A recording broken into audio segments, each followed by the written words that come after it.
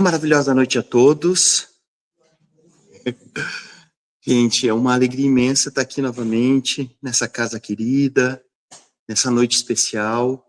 Sei que todas as segundas-feiras à noite aqui nós temos um encontro com a espiritualidade amiga, com a doutrina espírita, com os espíritos da codificação, com a igreja codificadora Allan Kardec, mas principalmente com Jesus, nosso mestre, que é a base moral da nossa doutrina. E hoje, então, nós vamos humildemente dividir com vocês algumas reflexões que estamos fazendo há bastante tempo. Essas reflexões surgem nos nossos estudos, na nossa jornada, né, nas inúmeras palestras que assistimos, livros que lemos e discussões que fazemos dentro da casa espírita. E aí esses tópicos, eles vêm muitas vezes inspirados pelos amigos espirituais, e que nos dizem, agora é a hora de falar disso. E foi assim que surgiu esse... eu não gosto da palavra palestra, parece que eu vou aqui dissertar uma tese, mas não é, um bate-papo fraterno entre nós sobre fortaleza moral. É uma ferramenta que nós devemos perseguir e construir nesse mundo de regeneração, o qual a gente tanto almeja entrar, e ainda não entendemos como isso vai acontecer. E hoje, na noite de hoje, a gente vai falar um pouquinho sobre essa jornada, gente. Moral é a diferenciação de intenções, decisões e ações entre aquelas que são distinguidas como próprias ou impróprias. A palavra moral, ela é uma palavra neutra. Nós costumamos colocar adjetivos nas palavras e defini-las taxativamente como boas ou ruins. Mas moral é uma construção, assim como uma cultura, como nos disse Allan Kardec, conjunto de hábitos adquiridos por um povo. A moral é a constatação de que para esse lado eu devo ir, para esse lado eu não devo ir. Isso é próprio, isso é impróprio. Mas a moral não é igual para todo mundo. A noção de moral não é a mesma, não é uma unanimidade. Porque cada um de nós está num estágio evolutivo diferente, numa caminhada diferente. O que para uns é correto, para outros é errado, e vice-versa. Tudo depende dos nossos valores. Os valores que nós nutrimos dentro de nós. Então, a construção de uma boa moral, e depois nós vamos chegar na fortaleza moral, que é o ápice disso, passa pela construção de valores, sanar débitos espirituais e conquistar virtudes. Nessa jornada de sanar débitos e conquistar virtudes, nós vamos descobrindo valores que nos aproximam de Deus, e se nós não formos em direção a esses valores, nós estacionamos no processo evolutivo. Seria importante referir ainda quanto à etimologia da palavra moral, de onde veio essa palavra. Né? Vem de mores, do latim. E esta palavra se originou a partir do intento dos romanos traduzirem a palavra grega ética. Então, moral e ética estão interligadas, gente. O que seria a ética? Enquanto a moral refere-se a um conjunto de normas e regras de conduta que guiam o comportamento individual e social, a ética é a reflexão, o estudo sobre esses princípios e normas. Não é o que a doutrina espírita faz ou nos proporciona? O estudo alusivo a um bom proceder na nossa vida com as ferramentas que Deus nos deu para a construção desse homem novo no projeto pedagógico evolutivo que Deus criou para nós, das sucessivas reencarnações, simples ignorantes, fadados à angelitude, nessa jornada maravilhosa que nós fazemos. E o balizador disso é Jesus. Evangelho segundo o Espiritismo nos diz que a moral do Cristo se resume na caridade e na humildade, na mais pura caridade e na humildade. Mas nós buscamos ser de moral elevada, muitas vezes humilhando o nosso próximo. Muitas vezes não fazendo o mal, mas também não fazendo o bem. Como diz a questão 642, isso não é agradável aos olhos de Deus. Porque nós viemos para a Terra para fazer todo o bem que está ao nosso alcance. Então, ser uma pessoa de boa moral vai nos dar fortaleza moral. Fugir das mazelas que o mundo nos apresenta. A gente vê muitas vezes nos meios religiosos, mas não podemos falar de outras religiões, pessoal, porque não é de bom alvítrico, não é ético fazer isso. Então vamos falar de nós dentro da doutrina espírita. Muitos irmãos espíritas, e eu digo por mim, eu muitas vezes me pego nessa armadilha de ser colocado na condição de ir ao auxílio de alguém em situação muito grave e eu me esquivar usando como desculpa, eu não estou preparado psicologicamente para isso. Eu não tenho. Isso, eu vou mais atrapalhar do que ajudar. Fugindo das mazelas, me encastelando numa situação, ficando eternamente como um estudante, assistindo, olhando, só como a gente diz, entre aspas, na parte boa, e quando é para botar a mão na massa, como dizia a Madre Teresa de Calcutá, né? As mãos que obram são mais santas que os lábios que oram. Eu me esquivo de estender a mão e esqueço que a moral do Cristo passa pela caridade e não tem como praticar caridade sem ir em direção àquele que sofre. Então, fugir das mazelas, fugir de enfrentar as nossas dificuldades, tanto íntimas, pessoais, quanto dos nossos irmãos à nossa volta, não é uma boa estratégia de construção de moral elevada e muito menos de fortaleza moral. Mas e aí, se eu não estiver preparado, eu vou chegar e aí aquilo vai me contaminar e eu vou cair. E se eu for a tal lugar, aí tem gente que diz assim, eu não vou mais naquela loja. Mas por que tu não vai mais naquela loja? Porque um dia eu entrei lá, tinha uma energia ruim, eu absorvi a energia ruim e saí de lá com dor de cabeça. Aquelas pessoas que estão lá têm uma energia ruim, então eu não vou mais na loja. A culpa é da loja. Não é minha, que estava com a minha energia baixa, com o meu padrão vibratório desequilibrado e absorvi a mazela que eu encontrei dentro daquele ambiente. Quanto que eu deveria, em estando bem, com o espírito crístico, com o orai e vigiai, entrar em qualquer lugar e deixar uma sementinha de luz, independente do que aquele lugar me ofereça. Olha o toma lá da cá. Olha o mundo de regeneração que a gente erroneamente está esperando que aconteça. De fora para dentro. Eu só vou em locais com energia elevada. Aí é fácil, né? É a porta larga. Na casa espírita, a gente diz, na casa espírita é muito fácil. A casa espírita é um oásis, gente. É um local que é construído muito antes dos trabalhadores. Aquele terreno, vamos fazer uma campanha, vamos levantar. A espiritualidade lá já desenhou, já tudo, já está mexendo os pauzinhos para que a casa levante as paredes e o trabalho comece. É um foco de luz. Esse ambiente aqui ele é sustentado pela espiritualidade, claro, com o auxílio muito importante dos trabalhadores que se unem, que se juntam, mas sempre que a gente pensa em ir para a casa espírita, o nosso padrão vibratório já muda, o nosso pensamento já muda, porque é um local que nos clama o trabalho caridoso.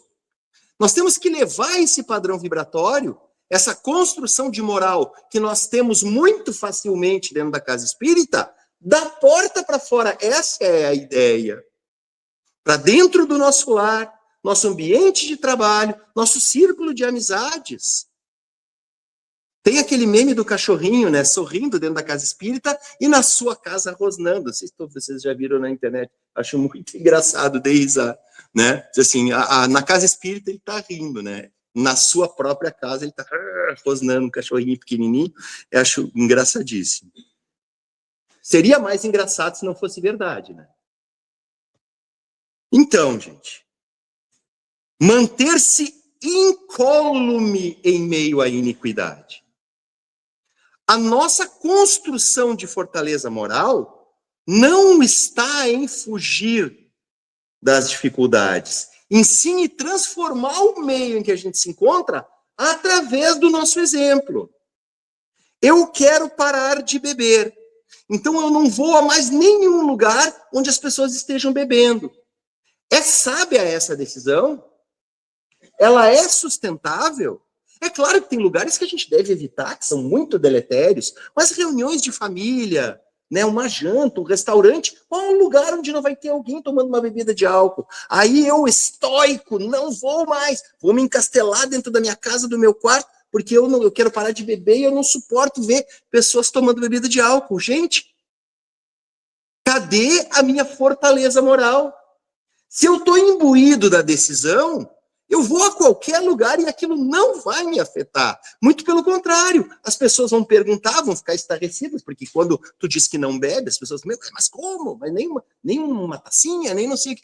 Aí, não, mas por quê? Por que não? Mas a tua religião não permite? Permite, mas eu não. Mas tu não gosta? Olha, uma época da minha vida eu gostava, hoje em dia não. Não precisa dar explicação. Fortaleza moral. E aquilo vai contaminar. Por que as pessoas se incomodam com isso? Porque é importante. É um avanço, é um passo adiante rumo à busca de um ser humano melhor. E a maioria não consegue dar esse passo. Um grande filósofo francês chamado René Descartes, ele tinha um estudo completo sobre isso. Ele chamava de pensamento do medíocre. Medíocre não pejorativamente. Medíocre significa aquele que está na média do pensamento de cardume e do comportamento de manada. Quem está refugiado dentro do pensamento de cardume, do pensamento de manada, ele fica confortável pela generalidade do comportamento dele, suportado pelas outras pessoas. Quando alguém sai da manada ou sai do pensamento de cardume, a primeira reação do pensamento do medíocre é tentar puxar aquela pessoa de volta, porque ela é uma ameaça. Ela fez algo impensável, que é mostrar que era possível fazer diferente. E é muito difícil para o nosso orgulho, para a nossa arrogância, para a nossa vaidade, admitir que alguém fez alguma coisa boa e que eu não estou conseguindo fazer. Gente, diante de todos esses desafios, está aí a construção da nossa fortaleza moral. Eu estudo, eu detecto, eu constato, eu vejo qual o caminho a seguir. Eu estou respaldado por Jesus, eu estou respaldado por Kardec, pela espiritualidade superior, eu estou respaldado por pessoas sérias, de reputação ilibada, que estão trabalhando para se melhorar e me dão um exemplo. E eu descubro que aquele é o caminho a seguir, mas não é o caminho da maioria da sociedade. Porque o planeta Terra, apesar de estar em vias de regeneração, ainda está muito longe dessa condição. Porque para o planeta se regenerar, a maioria da sua população tem que tomar essa decisão. E aí, na minha construção, na minha batalha de construção moral, eu vou passar por inúmeros desafios, gente. Inúmeros desafios. Porque a inversão de valores da sociedade materialista é muito grande. Nós ainda lutamos ferozmente para transformar coisas boas em ruins. E transformar coisas ruins em boas, porque nos interessa, porque satisfaz nossas sensações físicas, materiais, nossas paixões, nossos vícios e a nossa cupidez. Então, sempre que a gente toma uma decisão de trilhar um caminho do bem, isso vai ser ferozmente atacado pelo comportamento do medíocre, que a nossa sociedade ainda está mergulhada. E em muitos quesitos, nós também mergulhamos nesse pensamento. Primeira reação quando a gente vê alguém com um carro novo, primeira coisa que pensa na cabeça. De onde é que saiu o dinheiro? Será que não fez nada ilícito? Não, o primeiro pensamento não é, nossa, a pessoa batalhou, trabalhou. Quando uma pessoa emagrece, tá doente. Tá tomando remédio. Tá tomando as canetinhas. Por que a gente não pode pensar, mesmo que não seja verdade, mas por que a gente não pode pensar, poxa, a pessoa mudou de hábitos, está fazendo uma alimentação saudável, está fazendo atividade física, está se cuidando. Olha o pensamento do medíocre. A primeira coisa que vem à cabeça é algo que possa desmontar a imagem daquela pessoa pejorativamente. Isso é o contrário da construção de uma fortaleza moral que a gente tanto almeja, meus amigos. Mas é possível isso, Leandro? É possível conquistar fortaleza moral? Eu faço outra pergunta para vocês. Gente, é possível realizar reforma íntima? E uma outra pergunta. É possível, em meio a um planeta de provas e expiações que nós ainda somos, em vias de regeneração, evoluímos um pouco, não somos mais como éramos antigamente, mas ainda estamos longe da regeneração, é possível, em meio a um planeta de provas e expiações, se regenerar individualmente? Sim ou não? Não é só possível, como é essa a ferramenta. Esse é o procedimento. Porque nós estamos aqui para nos regenerar e não para esperar que o planeta se regenere para que a gente possa usufruir desse bem-estar. E isso vem acontecendo desde sempre na história do nosso planeta. Antigamente era muito mais difícil, gente. Na época de Jesus era muito mais difícil tu decidir fazer as coisas certas. Porque o pensamento do medíocre te matava muito facilmente. A pessoa que queria fazer a coisa certa, queria fazer a coisa boa, ela ameaçava os poderosos aniquilavam aquela pessoa. Ah, Leandro, mas isso acontece hoje ainda. É, acontece hoje, mas tem mecanismos de lei que nos protegem, que antigamente não tinha. Na proporção da população, o mal era muito superior antigamente do que é hoje. Hoje somos 8 bilhões de habitantes no planeta. Filosoficamente falando, quase 40% desses 8 bilhões estão cogitando da possibilidade de mudar. 40% é uma porcentagem muito alta, gente. Na época das grandes navegações, 1500 ali, nós éramos 400 milhões de habitantes no planeta. 98% eram mergulhados no mal. 2% era um missionário ou outro que tinha na Terra que fazia algum trabalho. Olha como nós avançamos. Tem gente que ainda diz o planeta hoje está pior do que era antigamente. Não, a gente avançou sim, gente. E é possível também por causa do exemplo de grandes missionários que vieram para a Terra. E nos mostraram que isso era possível. Ah, Leandro, mas eles eram missionários. Mas eles pediram, antes de vir para a Terra, para a espiritualidade superiora, um véu de esquecimento tão forte que fizessem com que eles dessem o testemunho de errar e depois consertar o seu erro. É um mecanismo pedagógico da espiritualidade.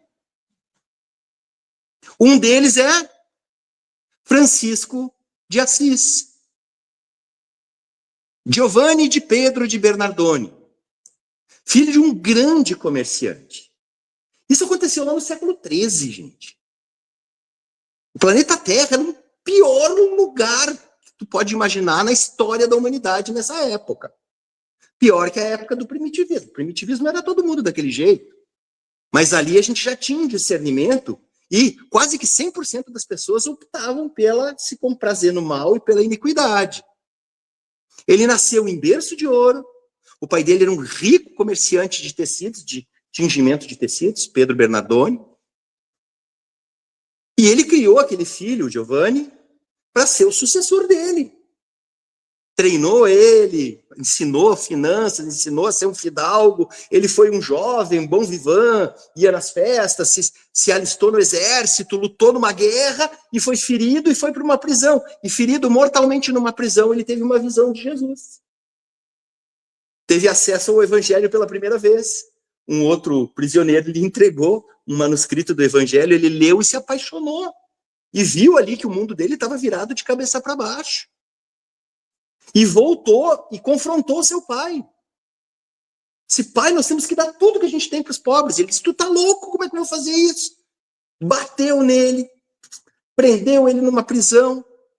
Ele orou, saiu da prisão, voltou, fez tudo que ele fez e se transformou numa pessoa que é o símbolo da humildade, do amor e da caridade ao próximo. Fundou uma ordem, a ordem franciscana, que até hoje existe e que tem como frontispício a caridade e a humildade extrema, que são os principais tópicos da moral do Cristo. Gente, o que Francisco de Assis demonstrou na jornada dele? Esqueçam que ele já era um espírito evoluído, esqueçam que ele foi João, evangelista da reencarnação passada, porque ele tinha um véu do esquecimento para dar o testemunho do processo de fortaleza moral que a gente tem que demonstrar para vencer e fazer grandes coisas por nós e pela nossa sociedade. Diante do pai dele, diante de todo aquele jugo, ele demonstrou fortaleza moral. 1179, gente. Virada do século XII para o século XIII. Uma frase de Francisco de Assis: tome cuidado com a sua vida. Talvez ela seja o único evangelho que as pessoas leiam. Olha que interessante. O mundo de regeneração sendo construído através do exemplo de um homem, no mundo, em meio às trevas de um período histórico tenebroso do nosso planeta. E ele fez. Mohandas Karamchand Gandhi, um indiano, conhecido como Gandhi o Grande, ou Mahatma Gandhi. 1869 até 1948. O Gandhi, ele era um jovem aristocrata, nasceu numa família riquíssima, da casta Brahmani, que é a casta mais high society da Índia. Né? Passou a sua infância, a sua adolescência em Londres. Né? Estudou em Londres, se formou em Direito. E aí, quando Londres impôs aquele jugo do Império Britânico, o Império Britânico impôs aquele jugo à Índia, ele, depois de formado, voltou para a Índia. E começou a andar pelo país e ver o sofrimento que o povo estava passando por causa do jugo do Império Britânico. E ele se despojou das suas vestes, de todo o seu poder, se despojou da sua casta, ele abdicou da sua casta e de qualquer regalia que ela podia lhe dar, e foi ao lado do povo fazer uma revolução de amor para liberar a Índia do Império Britânico. Gandhi fez uma revolução sem dar um tiro, gente. Ele sentava nas praças com aquele povo e orava diante dos soldados armados, empunhando armas para eles, mas que não tinham coragem de fazer nenhum ato de violência, porque eles estavam em silêncio, orando, se abraçando, se amando. Como é que tu vai agredir pessoas se abraçando, se amando e orando? E ele fez isso durante bastante tempo, até que ficou insustentável perante a opinião pública mundial manter o jugo do Império Britânico. Tinha um general britânico que chegou para o premier Winston Churchill. Winston Churchill era o premier do Império Britânico na época. E aí esse general chegou assim e disse: Churchill, nós temos que fazer uma campanha difamatória para inventar alguma mentira, alguma coisa para desmoralizar esse Gandhi, porque o povo segue ele cegamente, né? Aí o Churchill olhou para esse general e disse assim: como é que nós vamos fazer campanha difamatória para alguém que tem como bem material uma sandália, uma tanga e uma tigela de arroz? Que o que corrompe o homem é o dinheiro. Não tinha como, ele abdicou de tudo. Como é que tu vai difamar uma pessoa assim? Fortaleza moral. Frase de Gandhi: aprendi através da experiência amarga a suprema lição: controlar a minha ira e torná-la como o calor é convertido em energia. Nossa ira controlada pode ser convertida numa força capaz de mover o mundo, o amor e a paz.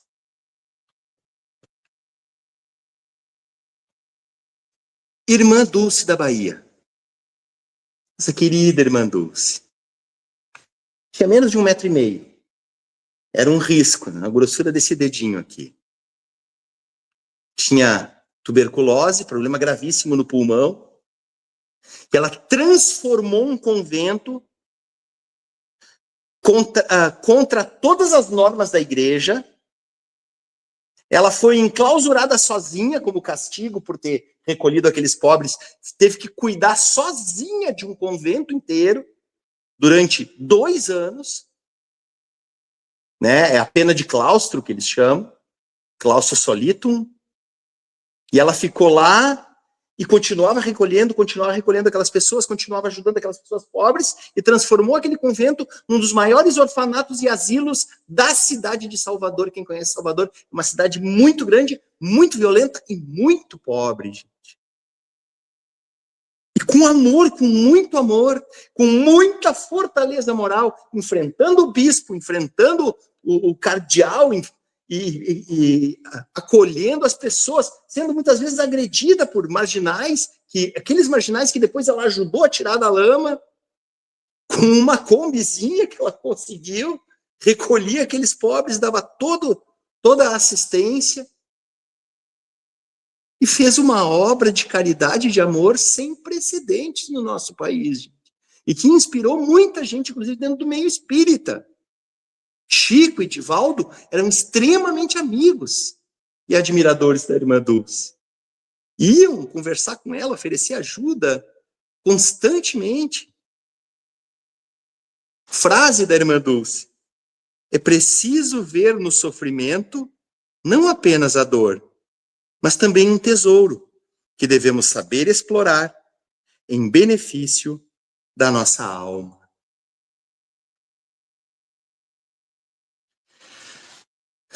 Chico Xavier. Todo mundo conhece a história do Chico Xavier. Chico Xavier era uma pessoa muito humilde, nasceu em 1910. Uma cidadezinha do interior, bem próxima de Belo Horizonte, 30 e poucos quilômetros de Belo Horizonte, mas uma cidadezinha característica de Minas Gerais, né? Mesmo que seja próxima da capital, as cidades continuavam com aquele provincianismo, né, de cidade pequena. Em Pedro Leopoldo, desde criança demonstrou já uma mediunidade absurda. A família extremamente católica, né, o pai dele, manteve ele nas lidas católicas. Ele sofreu muito quando na infância, a família se separou, ele ficou com uma tia que maltratava ele. Todo mundo conhece essa história, né, pessoal? Fiava garfo na barriga dele, fazia com que ele lambesse as feridas do primo. Em nenhum momento aquele menininho, já em tenra idade, se revoltou, ele chorava, ficava triste, a mãezinha vinha, aparecia como espírito e dizia: Chico, tenha paciência. E ele foi construindo desde criança uma fortaleza moral que culminou em uma obra sem precedentes para a história da humanidade, 500 livros psicografados, gente. Uma vez um grande intelectual chamado Monteiro Lobato foi questionado sobre os livros do Chico. Você não acha que ele é um charlatão, que isso não é mediunidade não existe? Aí o Monteiro Lobato disse assim: se o Chico não é médium, ele é o maior gênio da história da humanidade. Ele escreveu todos esses livros da cabeça dele. Então é mais extraordinário ele não ser médium do que se ele realmente é médium, está explicado, né? É os espíritos, né, que escrevem. Então é inconteste, gente, o trabalho do Chico. Ele não recolheu para ele nenhum centavo dos livros. Doou tudo para instituições de caridade, os direitos do livro, ele doou tudo. Se não para a FEB, Federação Espírita Brasileira, para federações lá do estado de Minas, lá, federações estaduais, casas espíritas, para sustentar obras sociais. Viveu sempre em extrema delicadeza, em extrema simplicidade. E tem uma frase do Chico que me toca muito o coração. Muito mesmo. Que ele diz o seguinte, ó, que demonstra uma fortaleza moral vinda da simplicidade, da humildade, que é um dos maiores valores, que a gente acha que a pessoa que se veste de brilha cobre muito, né, vistosa, com poder, com dinheiro, com carros de luxo, a gente acha que aquilo é grandeza. Não, grandeza é isso aqui, ó. Fico triste quando alguém me ofende. Mas com certeza eu ficaria mais triste se fosse eu o ofensor. Magoar alguém é terrível. Muito bem, meus irmãos. E antes de falar do último exemplo aqui, de fortaleza moral que eu destaquei, tenho certeza que vocês já estão meio que adivinhando quem é, né? O maior de todos. Deixa eu dar uma olhada no horário. Ainda estou dentro. Eu trouxe para vocês uma história, pessoal, que a primeira vez que eu li, eu fiquei mais ou menos um mês sonhando com isso. E muito mexido com essa história. Ela está no capítulo 2 do livro Céu e Inferno. O capítulo 1 do livro Céu e Inferno são várias dissertações sobre penas e gozos futuros. Qual é a diferença da visão de outras religiões e da visão espírita da lei de causa e efeito? Inclusive, tem os 33 artigos do Código Penal da Vida Futura que são fantásticos, que todo mundo deveria estudar com muito afinco esse Código Penal da Vida Futura.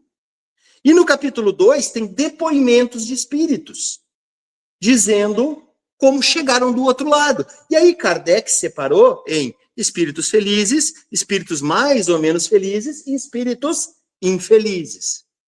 E tem um depoimento aqui de um que está catalogado como espírito feliz e conta uma história muito tocante e que demonstra uma fortaleza moral muito grande e é alguém anônimo. Não é um grande vulto da história da humanidade. Para demonstrar que a busca pela fortaleza moral é para todos nós, não é só para quem veio para a Terra como missionário. E o nome desse personagem é Victor Lebeuf. Victor Lebeuf. Lebeuf. Mas meu francês é terrível. Lebeuf. E a história do Victor, vamos chamar ele de Victor só, né, para não complicar, é muito interessante. Ele era um jovem piloto de barra, né? Tinha a barra do Rio Sena e ele atravessava as pessoas de um lado para o outro com aqueles barquinhos e vivia nas docas. E esse local ali, das docas, era um jovem, ele tinha 20 anos de idade.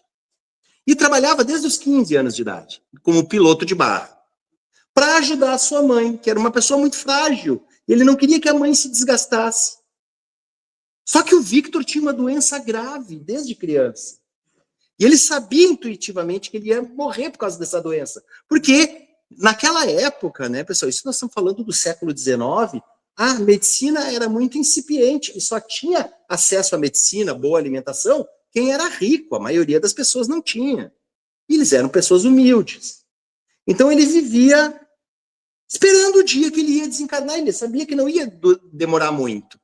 E ele se preocupava muito com a mãe, ele queria guardar dinheiro, ele queria deixar um pé de meia para a mãe, passar mais tranquila a sua velhice, e ele poupava a sua mãezinha de ter que trabalhar, de ter que fazer coisas pesadas, né? Então ele resolveu, vou doar o resto do meu tempo para ajudar no conforto da minha mãe. Então ele ia lá para o porto, para as docas, trabalhava. Gente, aquela região das docas ali é uma região muito deletéria, de prostituição, de bebida, de jogo, de assassinato. Eram os piores lugares assim que tu poderia ir em Paris, era nas docas.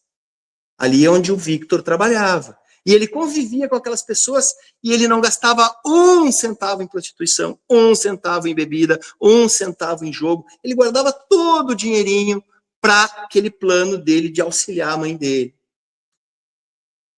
E anos se passaram ele naquela missão, sem se dobrar numa fortaleza moral de quem sabia que ia desencarnar, sentia dor, tinha um problema cardíaco muito grave.